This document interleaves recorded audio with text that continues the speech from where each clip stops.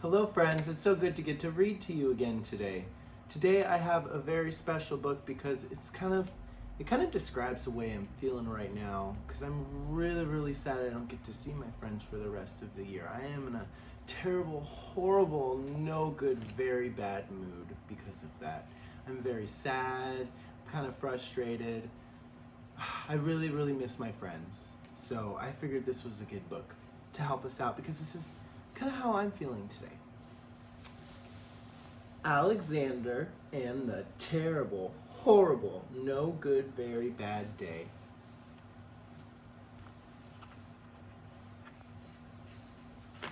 Friends, one thing I want you to know about this story is it was made a long time ago. This story is very old. And one of the reasons we're able to tell is because all of the illustrations are in black and white. Black and white. Let's go ahead and read about why our friend Alexander has a terrible, no good, very bad day. I went to sleep with gum in my mouth, and now there's gum in my hair when I got out of bed this morning.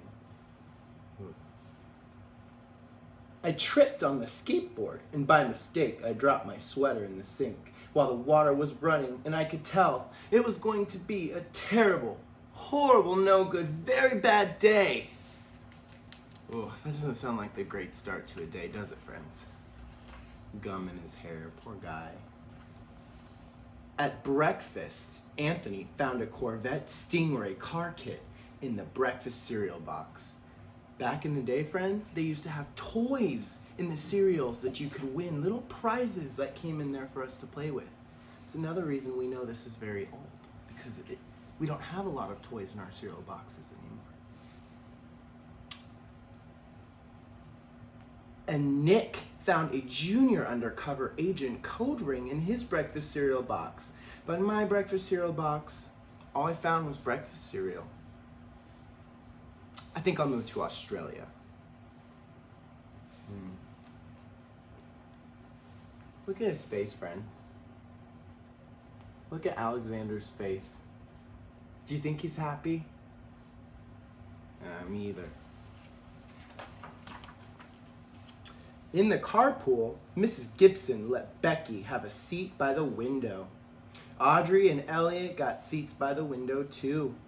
I said I was being scrunched. I said I was being smushed. I said, if I don't get a seat by the window, I'm going to be carsick. No one even answered. I could tell it was going to be a terrible, no good, very bad day.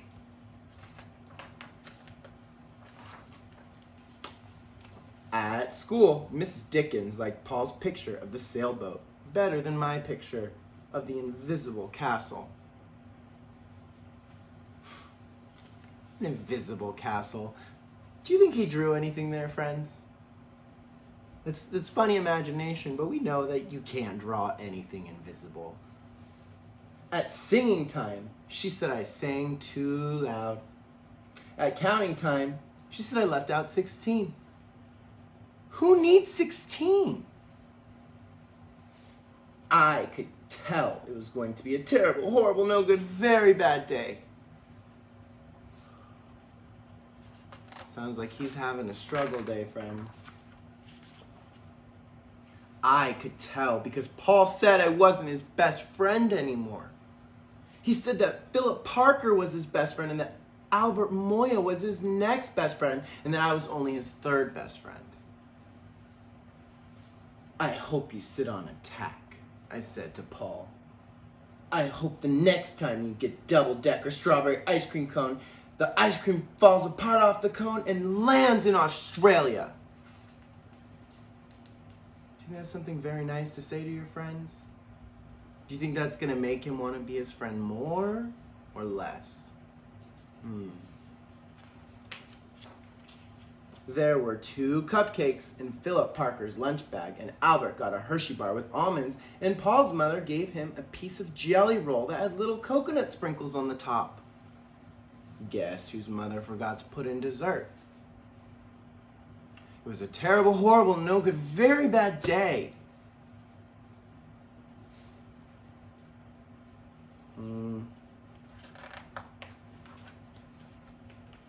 That's what it was, because after school, my mom took me to the dentist, and Dr. Fields found a cavity just in me. Come back next week and I'll fix it, said Dr. Fields. Next week, I said. I'm gonna be in Australia.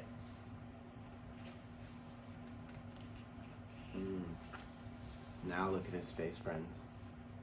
To me, he looks like he's getting madder and madder and madder. How can you tell?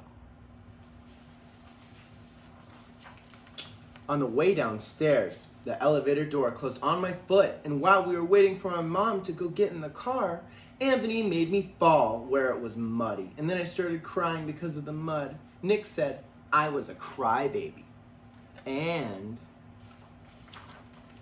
while I was punching Nick for saying crybaby, my mom came back and scolded me for being muddy and fighting.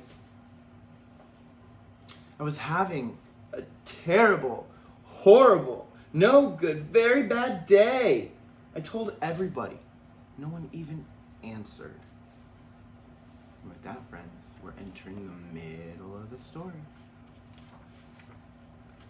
So then we went to the shoe store to buy some sneakers. Anthony chose white ones with blue stripes. Nick chose red ones with white stripes. I chose blue ones with red stripes, but the shoe man said, we're all sold out. They made me buy plain old white ones, but they can't make me wear them. Ooh, does that sound like he's gonna make a good choice, friends? I guess we have to see. Let's see what happens. When we picked up my dad at his office, he said I couldn't play with the copy machine, but I forgot. He also said to watch out for the books on his desk, and I was careful as I could except for my elbow. He said, don't fool around with his phone, but I think I called Australia. My dad said, please don't pick him up anymore. It was a terrible, horrible, no good, very bad day.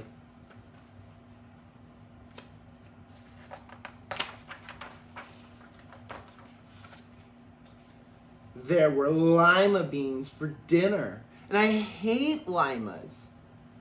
There was kissing on TV, and I hate kissing. Ugh.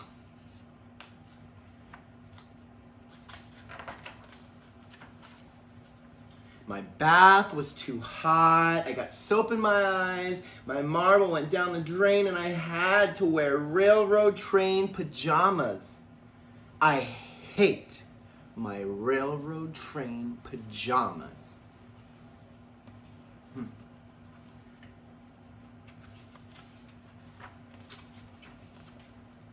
When I went to bed, Nick took my pillow. He said I could keep, and the Mickey Mouse nightlight burned out, and I bit my tongue.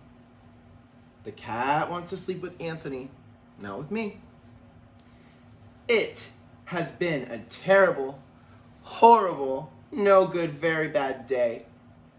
My mom says some days are like that. Even in Australia. And there's the end of the story, friends. It's the end of the story. So the very end of the story, Mom says,